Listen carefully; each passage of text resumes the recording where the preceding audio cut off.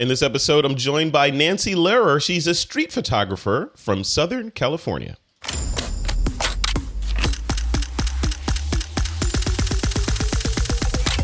This is TWIP.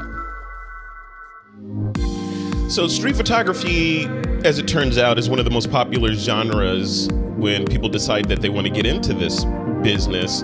And Nancy Lehrer has been doing it for quite a while. And she has some interesting perspectives on street photography, some of them controversial. We're going to talk about those in this episode. Nancy, welcome to the show.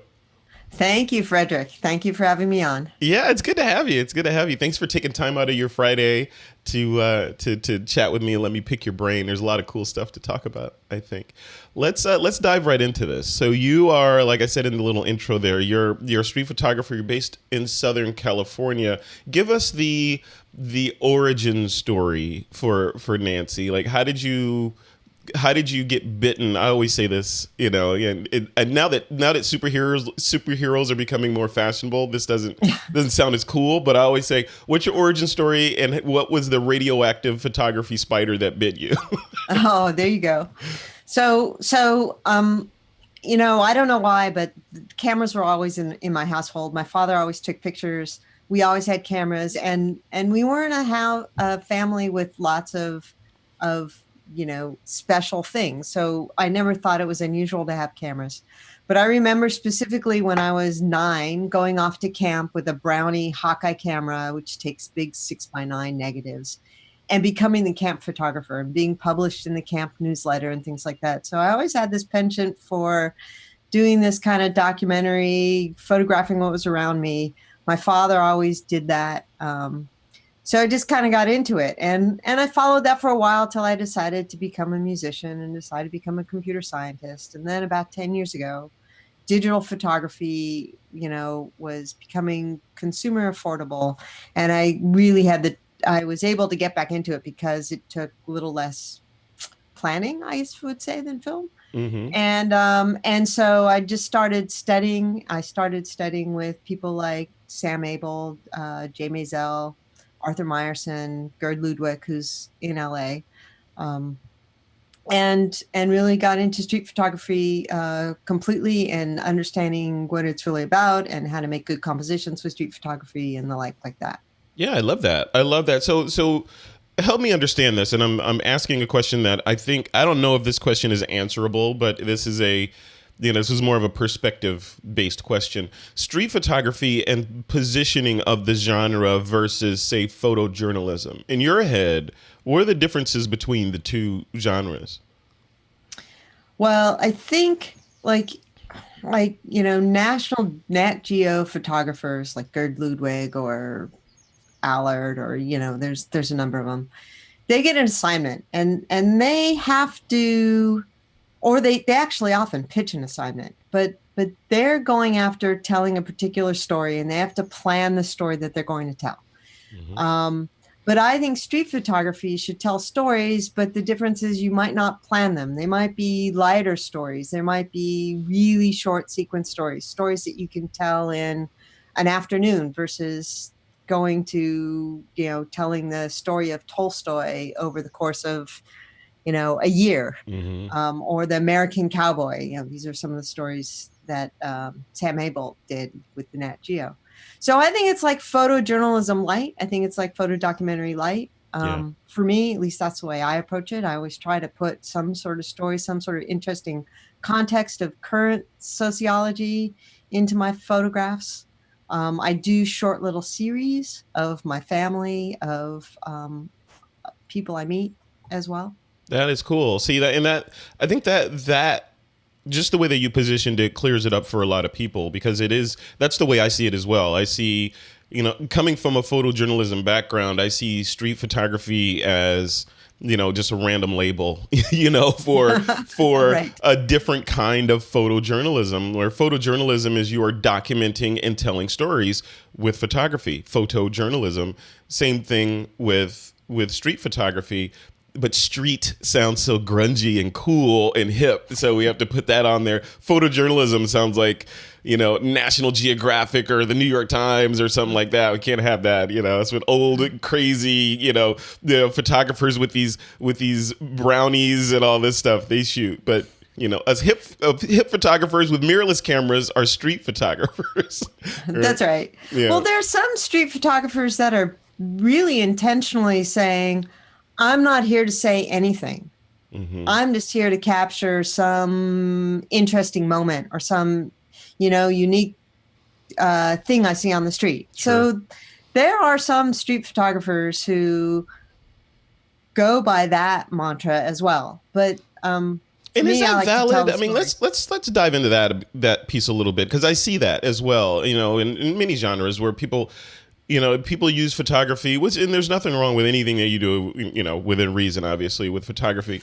But some people use it as a catharsis for, like, I just want to go out. I want to be by myself. I want to play with this high-tech thing. I want to capture images. I want to take them back and play with them in the software and maybe put it on Instagram or not, which is valid. And they don't really have the underlying goal to tell a story or to be important, which is valid. But I think maybe it's because of my photojournalism background. I feel like it's, to have fun with it. It's a storytelling thing. Like you said with your family, even if it's a small story of your mom on Mother's Day, this is Friday before mm-hmm. Mother's Day, and the things that happen there in 5 or 6 pictures. Seems like that'd be more interesting than just a shot of mom waving at the camera or mom sitting in the corner opening a gift or something, right? Or some visually appealing, the juxtaposition of a person walking down the street with wings, with, angel wings on a mural behind them, right? To me, visual eye candy is great, but if it tells a story beyond that to me is really important. And that's one of the reasons why I wrote the book, is because it's like I wanted to say that point. Yeah, well, tell me about the book, because that is obviously we'll link to it in the description and the blog post for the video and the episode and all that stuff. But tell me about the book. What did you write it for, and all that? Yeah, Life Happens in Color. Yeah, Life Happens in Color. Yeah, which I'm going to title this interview "The Life Happens in Color" as well. Right. So it was, and it's subtitled Street Photography Manifesto. And so by titling it as a manifesto, it really meant that I have these beliefs and I want to do something with my photography. And it took me a long time to figure out why I photograph, because you take a lot of pictures and then you wonder, like, why should I show this? I think it looks good. I think it might be nice. And so it started as almost a protest, a little out of anger, a little out of frustration, that there was this movement towards street photography as juxtapositions on the street in black and white. And it had to be in black and white because that's the tradition of street photography. And, just some visual shadow and light play was enough. Mm-hmm. And I kept thinking to myself, that's not enough for me. And maybe it's because I did study with, some photojournalists. Mm-hmm. I'm not a photojournalist like you are. I don't have the real credentials of a photojournalist, but, or maybe it's just buried within me that, I want to see something more complex in what I'm looking at and think about it harder. So I started out. I said, well, what are things I really believe in? I believe in story. I believe in using color. I believe in composition. So it can't just be this mess of people with one face showing for no reason. Mm-hmm. I believe in telling bigger context of things. And I believe in using all this to say something about where we are in society, where we might be going. And so that if you look back at it in a number of years, you might understand something more about 2018. I can't believe we're at 2018. I know, it's crazy. Said like 2001, Right. I'm like, where are my flying cars? They promised me flying cars by now. So, well, Nancy, hey, while you were talking, I Googled you. I Googled Life Happens in Color, and the first thing that came up was an excerpt, and it says, Well, it's got the title of the book by you, and it says, "I believe in the use of photography to tell candid stories that document the human condition in order to bring people together with understanding and acceptance." And your subtitle there is a street photography manifesto. What do you mean by manifesto? Well, so manifesto, I guess it comes out of, older people think the Communist Manifesto, but a manifesto is really just a laying out of your beliefs. Mm-hmm. What do you believe and what are the principles that drive what you do? So coming from the software world, there are software project management manifestos, believe it or not, that are pretty actually prevalent. And so I said, I want to make a strong statement. So I'm going to call it a manifesto. This is my beliefs, and you can read it and you can disagree with it. But because I've clearly labeled it, and I say so in the intro, that these are my beliefs. This is how I approach photography, and you can do it differently. And you can write your own manifesto if you don't believe. Yeah, write your own manifesto. What do you believe in? Why do you pick up the camera? Why do you photograph? We can take pictures of our food, but I think you should think about, well, why do you do that? Right. Yeah, that's it. I mean, you could do street or photojournalism or whatever with your phone if you wanted to, for example. Right. Like you mentioned, taking pictures of your food. Instead of just taking pictures of your food and then sharing that, why not take a couple of pictures that show the food close up, that show the table setting, that show the person you're eating with, and the restaurant, to put it all in context, maybe the menu with the item that you ordered on, or something like that, to tell a little tiny micro story versus just hey, here's what I'm eating right now, and it's disposable.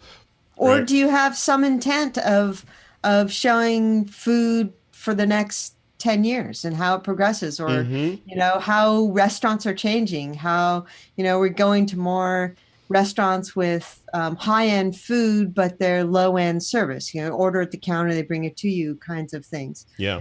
So is there any intent, like I'll say that, like, if I get asked to judge at a photo club or something, and a picture will come up and it might be really abstract or something, I'll say, this is an interesting picture, but I want to see 10 of these. I want to make sure this was your intent. Right. You had something behind, and it wasn't just a happy accident.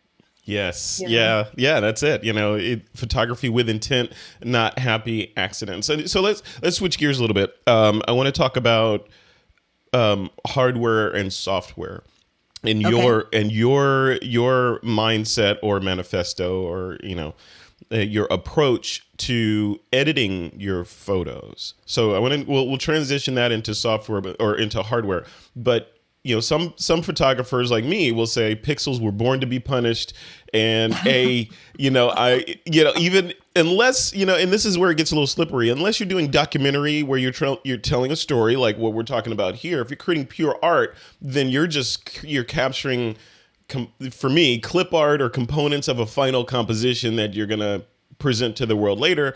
But of course, if you're doing news or you're presenting a situation and you want to bring the viewer to where you were for some sort of awareness, then of course you don't want to mess with the image at all. Where do you fall on that? Do you manipulate your images? Do you clone things out? Do you add things in? What's your mindset around that?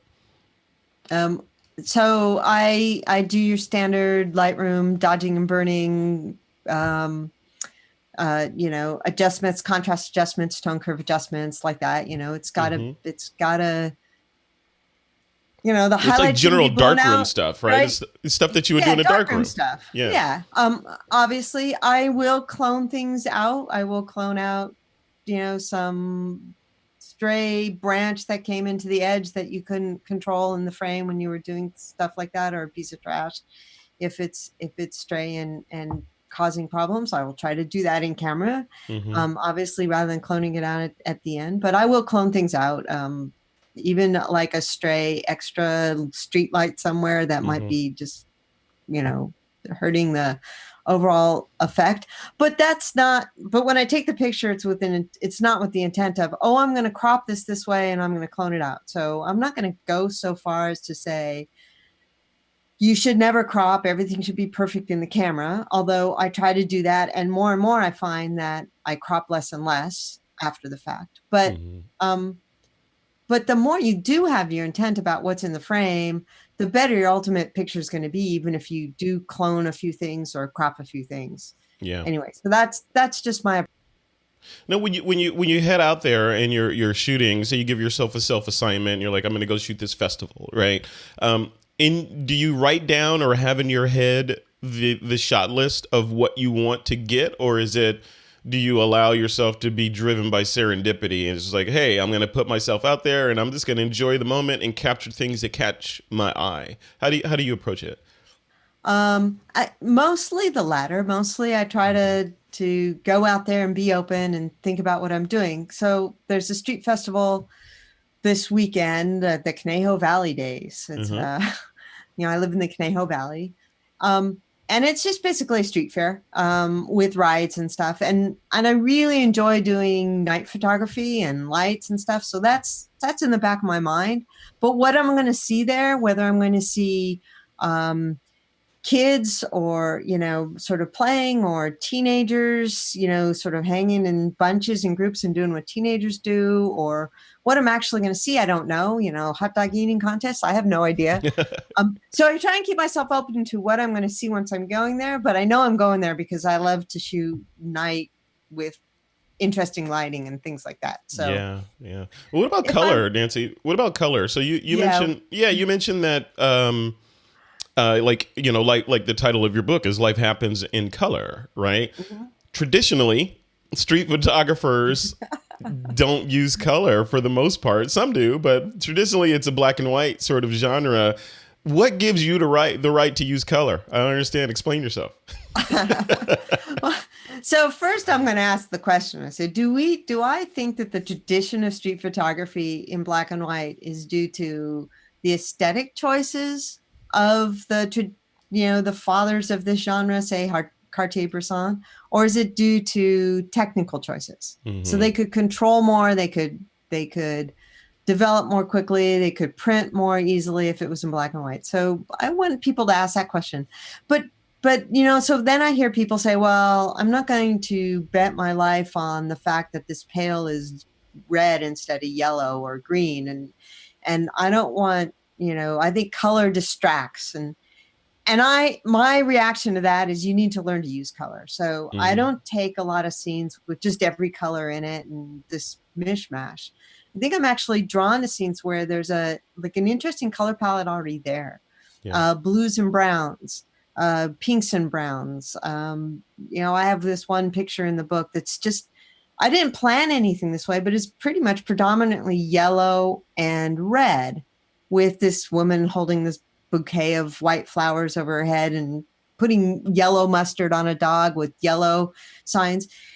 And I think I'm drawn to those color scenes already work. They're a couple colors. They're not like this cacophony of colors, or there's something that stands out as the color makes it stand out. There was a scene I saw in one of the markets in Italy recently where the fishmongers, who have predominantly these large displays of cod with this white fish, they'll put these beautiful red tomatoes out on their, as part of the display of their fish to catch your eye. Well, we should be capturing that as photographers. That people think about color. Color creates emotional context, but you can't just, you have to use it just like you would use light and shadows. You have to think about it ahead of time. And, if the color destroys the scene, I just don't take images of that scene, maybe. Yeah. And the way I look at it is like you said, you hit it right on the head. Color is another tool, and if you approach it as a tool that's in service of the image or the story that you're telling, then things, you take a slightly different tack or perspective on things. If color is taking away from the story that you're trying to tell, then by all means get rid of it. But if it's adding to it, then keep it in. So that's the cool thing about photography. There are no rules. There's no one rule. It's all subjective, and it's all in service of what you're trying to accomplish with photography. So then, go ahead. I'm just wired to look for color and to look for how color works together. Yeah. So that's what works for me. Yeah. So I want to switch gears a little bit and talk about gear Ah, and your approach to gear, because there's, I've talked to many photographers, and they range the gamut from the Batman sort of mindset where or James Bond, where I need to have every piece of kit available to me so that I can capture whatever situation is thrown at me. So they end up with a bag full of lenses and gear and strobes and filters and ND and all this stuff. And then on the other side, there are the minimalists.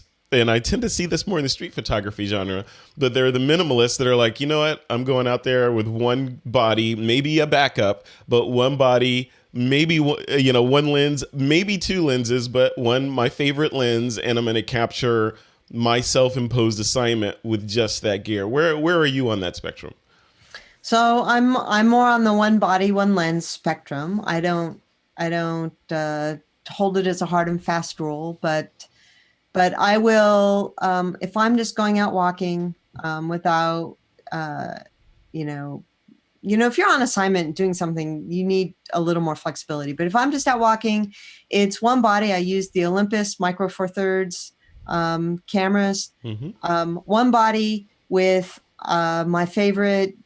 It's a 17 millimeter on the Olympus, but it's a 34 millimeter field of view, 35 millimeter field of view lens. I'll go out and I'll move my feet and I'll frame up the world in the 35 millimeter focal length. Yeah. And that's what they say, like the 35 millimeter focal length is kind of like a normal quote lens, right? Where it's that focal length or that field of view most accurately represents what you're looking at through your eyes with no camera. So you're seeing the scene through your camera as the viewer would see it. Versus 35, a wide 40. angle, in that range, versus an ultra wide, which is going to distort things a little bit, or a telephoto, which is going to zoom in, and your eyes can't really do that. So Right. so interesting. So 28 is a really common. It's like even gaining popularity. 28 millimeters in street photography. I have a really nice 24 millimeter lens, but I feel most comfortable in the 35. So that's what works for me. And you go with what your manifesto, right? You're writing the book. Yeah. You're writing the book of you, right? That's right. Okay, so we're gonna wrap it up here. So I want to talk a little bit, and I feel like it's important to talk about safety a little bit, as we go into this, because you're a woman walking around Los Angeles with a relatively expensive camera and probably your phone and all this other stuff, which could pay somebody's rent and pay some, and feed their kids for a couple of weeks or so, right? So what precautions do you take so that you don't become part of the story, Right. Well, so there are probably places that I won't go. I mean, I won't go and do photography in Skid Row. Maybe if there's a toy drive or a Thanksgiving dinner or something like that going on, and there's a lot of people, I might go down there and I might bring a friend. So there are places that I just won't go, and that limits my subject matter. I also don't, I don't particularly ask permission, but it's really hard for people really not to see you. Yeah. I don't sneak photos. I think people get more upset if they see you sneaking a photo than if you just like raise the camera to your eye, and they might get upset. Don't take my picture, and you just take it down and you say thank you. I don't think it's worth. Jay Maisel says this at his workshops, and he says this every time. He says his biggest worry is when he sends people off onto the streets of New York to take their pictures, and he says, just remember, it's not worth. No picture is worth making anybody's day worse. Yeah. Great So words. if I get, no matter how much I want it, if I get pushback, I'll either walk away or I'll go up and talk to the person and say, I really want this is really interesting about what's going on in downtown LA or what's going on with street vendors or whatever. Are you sure? And sometimes when you just talk that way and be sincere, they'll say, oh, sure, no problem. And sometimes they say, no, because they're worried about maybe their own safety, maybe, especially right now, maybe their exposure to immigration officials or whatnot. Right. So I just walk away. Most people don't care. And and you just play it by ear. You just have to keep your sensibilities up. If people are getting upset, you just walk to another place and you do something else. Yeah, that's where it's important to have a certain level of empathy while you're out there. Like you said, if you're in an area that is predominantly populated by immigrants, then taking photos may make people nervous, especially in today's political climate, right? So you have to be aware of that kind of stuff when you go in as a photographer, because no one knows who you are or what your intentions are at all. And it's probably best that they err on the side of caution if bad things can happen if they don't. So yeah, that's a really common sense. Sounds like, it's the name of the game here. Common sense. That's right. Yeah. Yeah. So you're not the, so you're walking around with your sort of normal-ish lens, and you're not the person that throws on the long lens and creeps behind the bush to get the shots that you want, right? I don't do from the hip. I don't, flip out the screen and pretend to look one way and go another way. Yeah. I find that just too hard to concentrate, to be honest. Right. But I wear a big hat. I wear a big safari-like hat, to shield my glasses, and I'm pretty obvious. So the other thing is, when you're doing street photography, if you find a place where there's a lot going on and you think it's like a really interesting background, color-wise, light-wise, whatever, if you just hang out there, you start to establish yourself and people walk into your frame, and then it's much different story than if you're like chasing somebody down a street. And that's very threatening. But if you're just standing there and people are coming into your story, that's typically not threatening. You're stationary. Yeah. And the other piece of it, I can imagine you out there with your big hat on, your safari hat and your camera. You're going to look a little bit like a tourist anyway, right? So you're not with a big DSLR. You got the small Olympus. So you're just kind of, hey, that's a tourist over there. Who cares? Right. You're a non-threatening tourist. So let her just do her thing, whatever. That's right. Well, cool. So what's next for Nancy? What's the end game, or at least the next chapter in what you're going to be doing with Life Happens in Color, that brand, and the brand of Nancy? Yeah. So I do a lot of short little teaching lectures at our local in the Thousand Oaks area, and I live out in Ventura County. So for people who are familiar, it's literally halfway between Los Angeles and Santa Barbara. Mm-hmm. So I do a lot of local lectures and the like in the area, working with our club members. But I want to branch that out to more workshops in the Los Angeles area. Mm-hmm. So I'm working on that. And we'll see where that goes. The book's now available. If you like what I say, if you like what I'm thinking, want to learn more about how I approach my photography, in the book, I go through individual pictures. I don't know, it's about 100 pages. Yep. I go through individual pictures to tell you exactly what I was thinking, why I took the photograph that way, why I framed it up that way, what it means, what composition means in street photography, and like that. Love it. Well, cool. Well, thanks for coming on, Nancy. You got a lot of stuff to do this weekend. You got Mother's Day. You got that festival coming up. You're busy. Your battery's charged. Memory card's wiped. You ready to go? I'm ready to go. Awesome. Nancy, thanks for coming on. We'll link to your social media, to your blog, to the book page and all that stuff in the description and the blog post for this episode. So, all right. Thank you very much. All right. Thank you. We'll see you next time. Okay. All right. Bye-bye.